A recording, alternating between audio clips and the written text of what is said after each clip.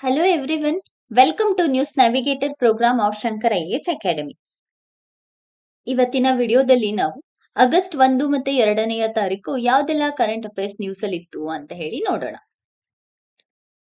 So ಮೊದಲನೇ topic ಆಗಿ ಯಾವ್ದೆಲ್ಲ topics ಗಳನ್ನ ಇವತ್ತಿನ ವಿಡಿಯೋದಲ್ಲಿ ನೋಡ್ತಾ ಇದೀವಿ ಅಂದ್ರೆ ಪಿಗ್ಮಿ ಹಾಗ್ ಬಗ್ಗೆ ನೋಡ್ತಾ ಇದೀವಿ. ಪಿಗ್ಮಿ ಹಾಗ್ ನ ನಂತರ ಎಕ್ಸ್ಟ್ರೀಮ್ ವೆದರ್ ಗ್ರೇಡ್ ಡೀಸೆಲ್ ಬಗ್ಗೆ ನೋಡ್ತಾ ಇದೀವಿ. ಅಂದ್ರೆ ಎಕ್ಸ್ಟ್ರೀಮ್ ವೆದರ್ ಕಂಡೀಷನ್ ಅಲ್ಲಿ ಯೂಸ್ ಮಾಡುವಂತಹ ಡೀಸೆಲ್ ಅನ್ನ ತಯಾರಿಸಿದ್ದಾರೆ, ಅದರ ಬಗ್ಗೆ ನೋಡ್ತಾ ಇದೀವಿ. ನಂತರ ಪ್ರಧಾನ ಮಂತ್ರಿ ಸೂರ್ಯ ಸರೋವರ ಯೋಜನಾ ಮತ್ತೆ ಸಮುದ್ರ ಮಂಥನ್ ಯೋಜನಾ ಬಗ್ಗೆ ನೋಡ್ಕೊಂಡು ನೆಕ್ಸ್ಟ್ ದಿಮ್ಸಾ ಡ್ಯಾನ್ಸ್ ಬಂದ್ಬಿಟ್ಟು ಗಿನ್ನಿಸ್ ರೆಕಾರ್ಡ್ ಅಲ್ಲಿ ತನ್ನ ಸ್ಥಾನವನ್ನ ಪಡ್ಕೊಂಡಿದೆ. ಅದಕ್ಕೋಸ್ಕರ ದಿಮ್ಸಾ ಡ್ಯಾನ್ಸ್ ಬಗ್ಗೆ ನೋಡೋಣ. ಲಾಸ್ಟ್ ಅಲ್ಲಿ ಬಾಗ್ದಾರ ವೈಲ್ಡ್ ಲೈಫ್ ಸ್ಯಾಂಕ್ಚುರಿ, ಕೊನೆಗೆ exercise rotor clap 3 and environmental performance index. So ಇದಿಷ್ಟು ಟಾಪಿಕ್ಸ್ ಗಳನ್ನ ನಾವು ಇವತ್ತಿನ ವಿಡಿಯೋದಲ್ಲಿ ನೋಡ್ಕೊಳ್ಳೋಣ. ಸೊ ಮೊದಲನೇದಾಗಿ ಎನ್ವಿರಾನ್ಮೆಂಟಲ್ ಪರ್ಸ್ಪೆಕ್ಟಿವ್ ಆಗಿ ಪಿಗ್ಮಿ ಹಾಗ್ ಬಗ್ಗೆ ನೋಡ್ಕೊಳ್ಳೋಣ.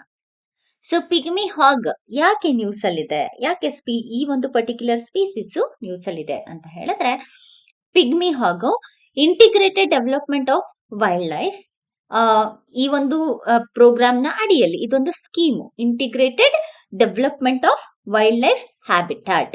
ಇದರ ಅಡಿಯಲ್ಲಿ ಪಿಗ್ಮಿ ಹಾಗ್ ಅನ್ನ ಕ್ರಿಟಿಕಲಿ ಎಂಡೇಂಜರ್ಡ್ ಲಿಸ್ಟ್ ಗೆ ಸೇರಿಸಬೇಕು ಅಂತ ಹೇಳ್ಬಿಟ್ಟು standing committee of national board for wild life recommend ಅನ್ನ ಮಾಡಿದೆ.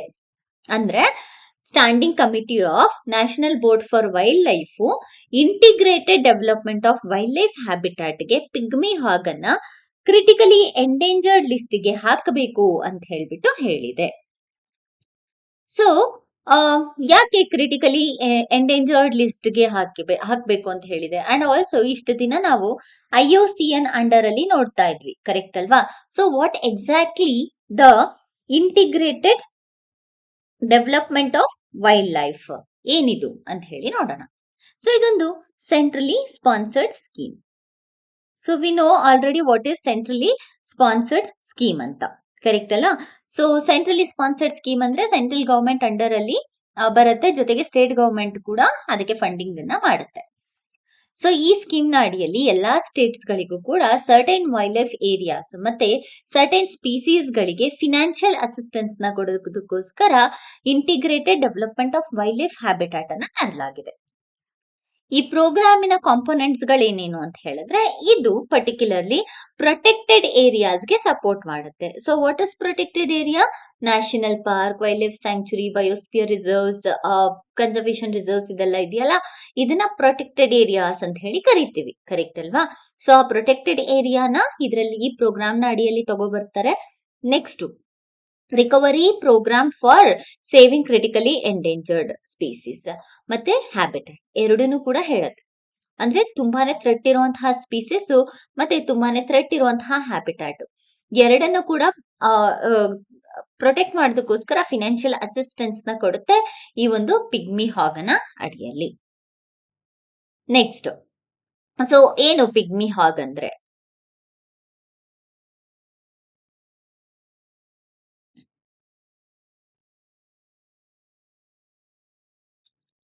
ಈ ಒಂದು integrated development of wild life habitat ನ ಅಡಿಯಲ್ಲಿ ಸೊ ಯಾವ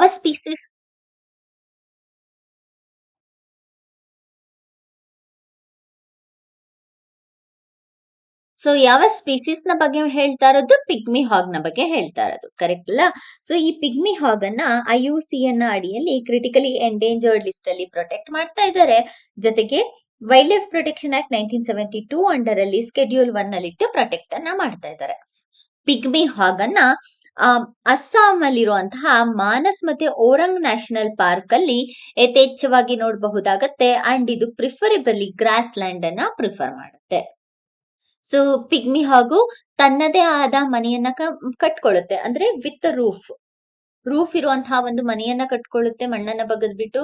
ಹಾಗೆಯೇ ಇದನ್ನ ಇಂಡಿಕೇಟರ್ ಸ್ಪೀಸೀಸ್ ಅಂತ ಹೇಳಿ ಕರಿತೀವಿ. ಮತ್ತೆ ಒಂದು ರೀಜನ್ ಅಲ್ಲಿ ಸಾಯಿಲ್ ಬ್ರೀತ್ ನ ಪ್ರಾಪರ್ ಆಗಿ ಮಾಡೋದಕ್ಕೆ ಈ ಒಂದು ಪಿಗ್ಮಿ ಹಾಗು ಹೆಲ್ಪ್ ಮಾಡತ್ತೆ. ಸೊ ನೆಕ್ಸ್ಟ್ ಇದರ ಬಗ್ಗೆ ಒಂದು ಕ್ವಶನ್ ನೋಡೋಣ. Consider the following statement regarding pigmy ಹಾಗ್. It is an indicator species reflecting the health of its primary grassland habitat. So ಇದು grassland species. So indicator species ಅಂದ್ರೆ the species which indicate something, whether it is a positive or negative. Positive ಆದ್ರೂ ಆಗಬಹುದು, environmentally, ಅಥವಾ negative ಆದ್ರೂ ಆಗಬಹುದು. Positive ಆದ್ರೂ ಆಗಿರಬಹುದು, negative ಆದ್ರೂ ಆಗಿರಬಹುದು. ಕರೆಕ್ಟ್ ಅಲ್ಲ? ಅದನ್ನ ಇಂಡಿಕೇಟ್ ಮಾಡುವಂತಹ ಸ್ಪೀಸೀಸ್ ಗಳನ್ನ ಇಂಡಿಕೇಟರ್ ಸ್ಪೀಸೀಸ್ ಅಂತ ಹೇಳಿ ಕರೆಯಲಾಗುತ್ತೆ. So first statement correct. ಎರಡನೆಯ ಸ್ಟೇಟ್ಮೆಂಟ್ಗೆ ಬರೋಣ. Currently it survives only in the wild in the grassland of Assam. ಇದು ಕೂಡ correct. Next third statement, it is classified as endangered under the IUCN ಅಂತ ಇದೆ. ಇದನ್ನ ಕ್ರಿಟಿಕಲಿ ಎಂಡೇಂಜರ್ಡ್ ಅಂತ ಹೇಳಿ ಕರೀತಾರೆ, not a endangered species. So answer ಬಂದ್ಬಿಟ್ಟು 1 and 2 only is the right answer for this particular question. Next ಎರಡನೆಯ topic ಆಗಿ extreme weather graded diesel ಬಗ್ಗೆ ನೋಡ್ಕೊಳ್ಳೋಣ. Extreme weather graded diesel chief of the army staff indigenously ತಯಾರು ಮಾಡಿರುವಂತಹ extreme weather grade diesel ಅನ್ನ ದಿಲ್ಲಿಯಲ್ಲಿ launch ಮಾಡಿದ್ದಾರೆ. So ಯಾರು ಲಾಂಚ್ ಮಾಡಿರೋದು? Chief of the army staff, COAS ಅಂತ ಹೇಳಿ ಕರೀತಾರೆ. ಸೊ ಅವರು ಇದನ್ನ ಎಕ್ಸ್ಟ್ರೀಮ್ ವೆದರ್ ಗ್ರೇಡ್ ಡೀಸೆಲ್ ಅನ್ನ ಲಾಂಚ್ ಮಾಡಿದ್ದಾರೆ. ಇದೊಂದು specialised diesel fuel extreme weather condition ನಲ್ಲಿ ಆಪರೇಟ್ ಆಗೋ ತರ ತಯಾರಿಸಲಾಗಿದೆ. ಸೊ ಎಕ್ಸ್ಟ್ರೀಮ್ ಅಂದ್ರೆ ಎಷ್ಟು ಅಂತ ಹೇಳಿದ್ರೆ -42°C ತನಕ ಕೂಡ ಇದು ವರ್ಕ್ ಆಗಬಹುದು. ಆ ರೀತಿಯಲ್ಲಿ ಇದನ್ನ ತಯಾರು ಮಾಡಲಾಗಿದೆ. ಇಂಡಿಯನ್ ಆರ್ಮಿ ಮತ್ತೆ ಆಯಿಲ್ ಮಾರ್ಕೆಟಿಂಗ್ ಕಂಪನಿಗಳು ಸೇರ್ಬಿಟ್ಟು ಇದನ್ನ ಡೆವಲಪ್ ಮಾಡಲಾಗಿದೆ. ಮೊಬಿಲಿಟಿ, ಸೇಫ್ಟಿ ಮತ್ತೆ ಆಪರೇಷನಲ್ ಅವೈಲಬಿಲಿಟಿಯನ್ನ ಎನ್ಹಾನ್ಸ್ ಮಾಡುತ್ತೆ ಈ ಒಂದು ಇನಿಷಿಯೇಟಿವ್ ಇಂದ. ಸೊ ಇದಿಷ್ಟು ಎಕ್ಸ್ಟ್ರೀಮ್ ವೆದರ್ ಗ್ರೇಡೆಡ್ ಡೀಸೆಲ್ ನ ಬಗ್ಗೆ. ನೆಕ್ಸ್ಟ್ ಒಂದು ಕ್ವಶನ್ ನೋಡೋಣ. With reference to the extreme weather grade diesel consider the following statement. It is designed to remain liquid and usable at temperature as low as -42°C. ಇದು correct. ಎರಡನೇ statement, it requires significant engine modification in the existing fleet of the vehicle before use. ಇಲ್ಲ, ಯಾವುದೇ ರೀತಿಯಾದಂತಹ modification ಬೇಡ ಇದರಲ್ಲಿ. So ಹಾಗಾಗಿ 1 only is the right answer for this particular question. Next ಮೂರನೆಯ topic, ಪ್ರಧಾನಮಂತ್ರಿ ಸೂರ್ಯ ಸರೋವರ ಯೋಜನಾ. ಪ್ರಧಾನಮಂತ್ರಿ ಸೂರ್ಯ ಸರೋವರ ಯೋಜನೆಯನ್ನ ಫ್ಲೋಟಿಂಗ್ ಸೋಲಾರ್ ಫೋಟೋವೋಲ್ಟಾಯಿಕ್ ಪ್ರಾಜೆಕ್ಟ್ ಅನ್ನ ಡೆವಲಪ್ ಮಾಡೋದಕ್ಕೆ ತಂದಿರುವಂತದ್ದು. ಫ್ಲೋಟಿಂಗ್ ಸೋಲಾರ್ ಫೋಟೋವೋಲ್ಟಾಯಿಕ್ ಪ್ರಾಜೆಕ್ಟ್ ಅಂದ್ರೆ ಈ ನೀರಿನ ಮೇಲೆ ತೇಲ್ತಿರುವಂತಹ ಫೋಟೋವೋಲ್ಟಾಯಿಕ್ ಗಳನ್ನ ಅಳವಡಿಸ್ಬಿಟ್ಟು ಸನ್ನಿಂದ ಅಂದ್ರೆ ಪ್ರೈಮರಿ ರಿನ್ಯೂವೇಬಲ್ ಎನರ್ಜಿ, ಸನ್ನಿಂದ ಎನರ್ಜಿನ ಪ್ರೊಡ್ಯೂಸ್ ಮಾಡೋದು ಪ್ರಧಾನಮಂತ್ರಿ ಸೂರ್ಯ ಸರೋವರ ಯೋಜನೆಯ ಇನಿಷಿಯೇಟಿವ್. ಸೊ ಇದನ್ನ ಎನರ್ಜಿ ಸ್ಟೋರೇಜ್ ಸಿಸ್ಟಮ್ ಅವರ ಜೊತೆಯಲ್ಲಿ ಸೇರ್ಬಿಟ್ಟು ಇದನ್ನ ಇನ್ಸ್ಟಾಲೇಷನ್ ಮಾಡ್ತಾ ಇದ್ದಾರೆ. ಮೇನ್ ಇಂಟೆನ್ಷನ್ ಏನು ಅಂತ ಹೇಳಿದ್ರೆ 5,000 ಮೆಗಾವ್ಯಾಟ್ ಫ್ಲೋಟಿಂಗ್ ಸೋಲಾರ್ ಫೋಟೋವೋಲ್ಟಾಯಿಕ್ ಪ್ರಾಜೆಕ್ಟ್ ಅನ್ನ ತರಬೇಕು with a minimum storage of 2 hours. 2 hours ಅಲ್ಲಿ 10,000 ಮೆಗಾವ್ಯಾಟ್ ಪರ್ ಅವರ್ ಪ್ರೊಡ್ಯೂಸ್ ಮಾಡುವಂತಹ ಕೆಪಾಸಿಟಿ ಇರುವಂತಹ ಫೋಟೋವೋಲ್ಟಾಯಿಕ್ ಫ್ಲೋಟಿಂಗ್ ಸೋಲಾರ್ ಪ್ರಾಜೆಕ್ಟ್ ಅನ್ನ ತರೋದು ಇದರ ಮುಖ್ಯ ಉದ್ದೇಶ. ಅಂಡ್ ಇಂಪ್ಲಿಮೆಂಟೇಷನ್ ಪೀರಿಯಡ್ ಬಂದ್ಬಿಟ್ಟು 2026ರಿಂದ 2030 ಮತ್ತೆ 31 ಹೊತ್ತಿಗೆ ಇಂಪ್ಲಿಮೆಂಟೇಷನ್ ಆಗ್ಬೇಕು ಅಂತ ಹೇಳ್ಬಿಟ್ಟು ಗುರಿಯನ್ನ ಇಟ್ಕೊಂಡಿದೆ. Central financial assistance 1 crore per megawatt ನ ಕೊಡ್ತಾರೆ. ಮತ್ತೆ ಯಾರೆಲ್ಲ ಎಲಿಜಿಬಲ್ ಇರ್ತಾರೆ ಅವ್ರಗಳಿಗೆ ಈ ಅಮೌಂಟ್ ಅನ್ನ ಕೊಡ್ಲಾಗುತ್ತೆ. ಇದರಿಂದ 10 million tons of carbon dioxide emission ನ ಅರ್ತ್ ಅಲ್ಲಿ ರೆಡ್ಯೂಸ್ ಮಾಡಬಹುದು. ಅದಕ್ಕೋಸ್ಕರ ಈಗ ಪ್ರಧಾನಮಂತ್ರಿ ಸೂರ್ಯ ಸರೋವರ ಯೋಜನೆಯನ್ನ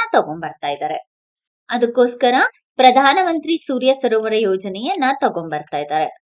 ಸೊ ಇದರಲ್ಲಿ ನೀರಿನ ಮೇಲೆ ಹಾಕೋದ್ರಿಂದ ಇಲ್ಲಿ ಯಾವುದೇ ರೀತಿಯಾದಂತಹ ಪ್ರಾಬ್ಲಮ್ ಆಗಲ್ಲ. ಈವನ್ ಆಕ್ವಾಟಿಕ್ ರೀಜನ್ಗೂ ಕೂಡ ಇದು ಯಥೇಚ್ಛವಾಗಿ ಏನು ಥ್ರೆಟ್ ಅನ್ನ ಮಾಡೋದಿಲ್ಲ. ಸೊ ಇದ್ರ ಮೇಲೆ ಒಂದು ಕ್ವಶನ್ ನೋಡ್ಕೊಳ್ಳೋಣ. Consider the following statement regarding Pradhanmantri Surya Sarovar Yojana. ಮೊದಲನೇದು, it aims to develop floating solar photovoltaic project exclusively without any energy storage integration. ಇದು ರಾಂಗ್. ಯಾಕಂದ್ರೆ ಇದು ಎನರ್ಜಿ ಸ್ಟೋರೇಜ್ ಇಂಟಿಗ್ರೇಷನ್ ಒಳಗೊಂಡಿದೆ. ಕರೆಕ್ಟ್ ಅಲ್ವಾ? ಯಾವ್ದ್ರ ಜೊತೆಗೆ? ಎನರ್ಜಿ ಸ್ಟೋರೇಜ್ ಸಿಸ್ಟಮ್ ನ ಜೊತೆಗೆ ಕೋರಿಲೇಟ್ ನ ಮಾಡಿದಾರೆ ಆಲ್ರೆಡಿ. ಸೊ ಹಾಗಾಗಿ ಫಸ್ಟ್ ಸ್ಟೇಟ್ಮೆಂಟ್ ರಾಂಗ್. ಎರಡನೇದನ್ನ ನೋಡೋಣ. It will help in gainfully utilizing existing reservoirs and industrial pond saving scarce land resources. So second statement correct. So answer ಬಂದು 2 only is the right answer. Next, ಸಮುದ್ರ ಮಂಥನ scheme. ಸಮುದ್ರ ಮಂಥನ scheme union cabinet ಸಮುದ್ರ ಮಂಥನ scheme ಅನ್ನ approve ಮಾಡಿದೆ. ಇದು ನ್ಯಾಷನಲ್ ಆಫ್ಶೋರ್ ಎಕ್ಸ್ಪ್ಲೋರೇಷನ್ ಸ್ಕೀಮ್ ಆಗಿದೆ. ಇದರಿಂದ ಆಯಿಲ್ ಎಕ್ಸ್ಪ್ಲೋರೇಷನ್ ಮಾಡೋದಕ್ಕೆ ಎನರ್ಜಿ ಪೊಟೆನ್ಶಿಯಲ್ ನ ಭಾರತದ ಎನರ್ಜಿ ಪೊಟೆನ್ಶಿಯಲ್ ಅನ್ನ ಇನ್ನೂ ಕೂಡ ಹೆಚ್ಚು ಮಾಡೋದಕ್ಕೆ ಈ ಒಂದು ಸ್ಕೀಮು ಹೆಲ್ಪ್ ಮಾಡತ್ತೆ. ಸೊ ಈ ಸ್ಕೀಮ್ ಬಂದ್ಬಿಟ್ಟು ಯಾರು ನೋಡಲ್ ಮಿನಿಸ್ಟ್ರಿ ಅಂತ ಹೇಳಿದ್ರೆ ministry of petroleum and natural gas ಇದರ nodal ministry. And implementation period ಬಂದ್ಬಿಟ್ಟು ಸ್ಟಾರ್ಟ್ ಆಗೋದು 2030 ಮತ್ತೆ 31 ನಿಂದ. ಇಂಪ್ಲಿಮೆಂಟೇಷನ್ ಪೀರಿಯಡ್ 2025 ಮತ್ತೆ 26-27 ಇಂದ ಸ್ಟಾರ್ಟ್ ಆಗಿ 30 ಮತ್ತೆ 31 ತನಕ ಇಂಪ್ಲಿಮೆಂಟೇಷನ್ ಪೀರಿಯಡ್ ನ ಹೊಂದಿದೆ. ನೆಕ್ಸ್ಟ್ ಇದ್ರ ಮೇಲೆ ಪ್ರಾಕ್ಟೀಸ್ ಕ್ವೆಶ್ಚನ್ ನೋಡೋಣ. The Samudra Manthan scheme, which aims at unlocking India's vast offshore energy potential, is an initiative of which of the following ministries? Answer ಬಂದ್ಬಿಟ್ಟು option C, ministry of petroleum and natural gas ಇದ right answer. Next topic ಬಂದ್ಬಿಟ್ಟು ದಿಮ್ಸಾ dance. So ದಿಮ್ಸಾ dance ಯಾಕೆ news ಅಲ್ಲಿ ಇದೆ ಅಂತ ಹೇಳಿದ್ರೆ, ಈಗ ಈ ದಿಮ್ಸಾ ಡ್ಯಾನ್ಸ್ ಅನ್ನ ಟ್ರೈಬ್ಸ್ ಗಳು ಪರ್ಫಾರ್ಮ್ ಅನ್ನ ಮಾಡಿರೋದ್ರಿಂದ ಗಿನ್ನಿಸ್ ವರ್ಲ್ಡ್ ರೆಕಾರ್ಡ್ಗೆ ಇದನ್ನ ರೆಕಗ್ನೈಸ್ ಮಾಡಲಾಗಿದೆ ಅಥವಾ ಸೇರಿಸಲಾಗಿದೆ. ಸೊ ದಿಮ್ಸಾ ಡ್ಯಾನ್ಸ್ ಬಗ್ಗೆ ನಮ್ಗೆ ಎಕ್ಸಾಮ್ ಅಲ್ಲಿ ಕೇಳುವಂತಹ ಚಾನ್ಸಸ್ ಇರುತ್ತೆ. ಸೊ ದಿಮ್ಸಾ ಡ್ಯಾನ್ಸ್ ಬಂದ್ಬಿಟ್ಟು ಟ್ರೈಬಲ್ ಡ್ಯಾನ್ಸ್. ಸೊ ಇದೊಂದು ಟ್ರೈಬಲ್ ಡ್ಯಾನ್ಸ್. ಸೊ ಯಾವ ಯಾವ ಟ್ರೈಬ್ಸ್ ಗಳು ಈ ಡ್ಯಾನ್ಸ್ ಅನ್ನ ಪರ್ಫಾರ್ಮ್ ಮಾಡ್ತಾರೆ ಅಂತ ಹೇಳಿದ್ರೆ, ಆಂಧ್ರ ಪ್ರದೇಶಲ್ಲಿ ಇರುವಂತಹ ಬಾಗತ, ವಾಲ್ಮೀಕಿ, ಪೊರಾಜ, ಕೊಂಡ್ ಮತ್ತೆ ಗಡಬಾ ಟ್ರೈಬ್ ಗಳು ಈ ಒಂದು ದಿಮ್ಸಾ ಡ್ಯಾನ್ಸ್ ಅನ್ನ ಪರ್ಫಾರ್ಮ್ ನ ಮಾಡ್ತಾರೆ.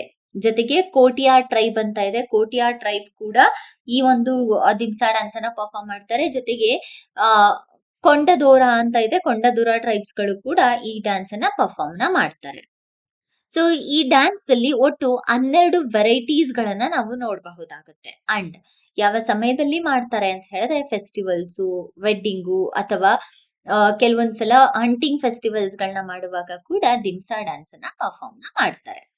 ಸೊ ಇದರ ಆರಿಜಿನ್ ಎಲ್ಲಿಂದ ಅಂತ ಹೇಳಿದ್ರೆ, ಕೊರಪಟ್ಟು ಏರಿಯಾ ಅಂದ್ರೆ ಗೊಂಡ್ ಟ್ರೈಬ್ಸ್ ಗಳು ಪರ್ಫಾರ್ಮ್ ಮಾಡ್ತಿದ್ದಂತಹ ಡ್ಯಾನ್ಸ್ ಇದು ಕೊರಪಟ್ಟು ಏರಿಯಾದಲ್ಲಿ, ಅಲ್ಲಿಂದ ಇದು ಬಿಗಿನ್ ಆಯ್ತು ಅಂತ ಹೇಳಬಹುದಾಗುತ್ತೆ. ಒಟ್ಟು 15ರಿಂದ 20 ವಿಮೆನ್ ಗಳು ಇದನ್ನ ಪರ್ಫಾರ್ಮ್ ನ ಮಾಡ್ತಾರೆ. ಪರ್ಫಾರ್ಮ್ ಮಾಡುವಾಗ ಅವರು ವೇರ್ ಮಾಡೋದು ಸ್ಯಾರಿ ಮತ್ತೆ ಆರ್ನಮೆಂಟ್ಸ್ ಗಳನ್ನ ಯೂಸ್ ಮಾಡ್ತಾರೆ ಡ್ಯಾನ್ಸ್ ಪರ್ಫಾರ್ಮೆನ್ಸ್ ನ ಮಾಡ್ಬೇಕಾದ್ರೆ. ಅಂಡ್ ಜೊತೆಗೆ ಇದರಲ್ಲಿ ಮೇಲ್ ಪರ್ಫಾರ್ಮರ್ ಕೂಡ ಇರ್ತಾರೆ.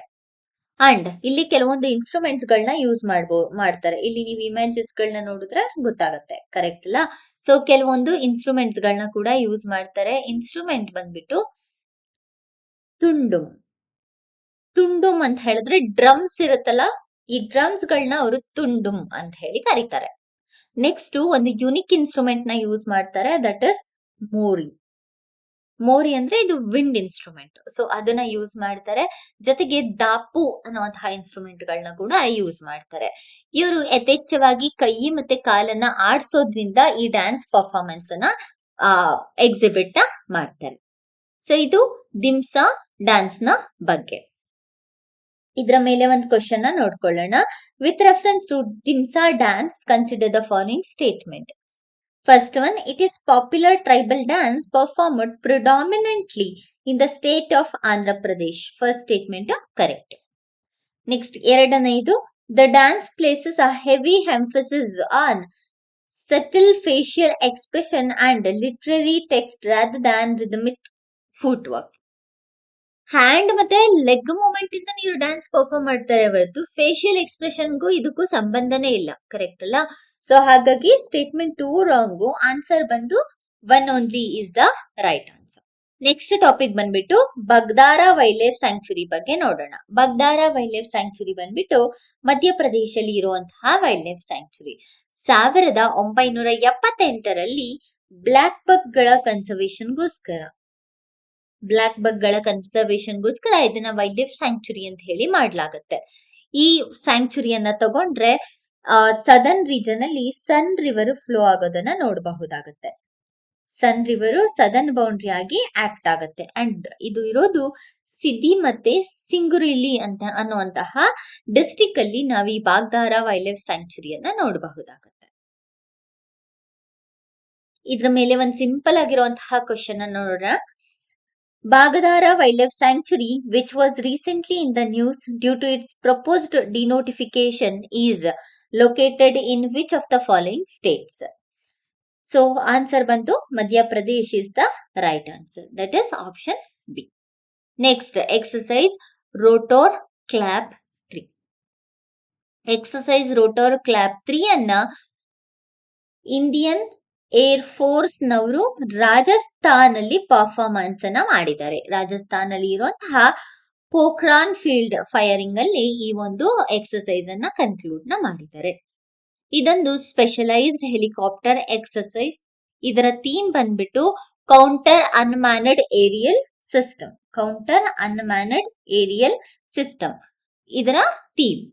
ಸೊ ಇದರಲ್ಲಿ ಯಾವ ಅಂದ್ರೆ ಇಲ್ಲಿ ಡ್ರಿಲ್ ಅನ್ನ ನಡೆಸ್ತಾರಲ್ಲ, ಆಗ ಯಾರೆಲ್ಲ ಪರ್ಫಾರ್ಮ್ ಮಾಡಿದ್ದಾರೆ ಅಂತ ಹೇಳಿದ್ರೆ AH-64 ಅಪಾಚೆ ಜೊತೆಗೆ Mi-25/35 ಅಂಡ್ ಇಂಡಿಜಿನಿಯಸ್ಲಿ ತಯಾರನ ಮಾಡಿರುವಂತಹ ಪ್ರಚಂಡ್ ಗನ್ಶಿಪ್ ಜೊತೆಗೆ ಚಿನಾಕ್ Mi-17 ಧ್ರುವ್ ಟ್ರಾನ್ಸ್ಪೋರ್ಟ್ ಹೆಲಿಕಾಪ್ಟರ್, ಹೀಗೆ ಬೇರೆ ಬೇರೆ ರೀತಿಯಾದಂತಹ ಹೆಲಿಕಾಪ್ಟರ್ಸ್ ಗಳನ್ನ ಈ ಎಕ್ಸಸೈಸ್ ರೋಟಾರ್ ಕ್ಲಾಪ್ 3 ನ ಅಡಿಯಲ್ಲಿ ಡ್ರಿಲ್ ನ ಸಮಯದಲ್ಲಿ ನಾವು ನೋಡಬಹುದಾಗುತ್ತೆ.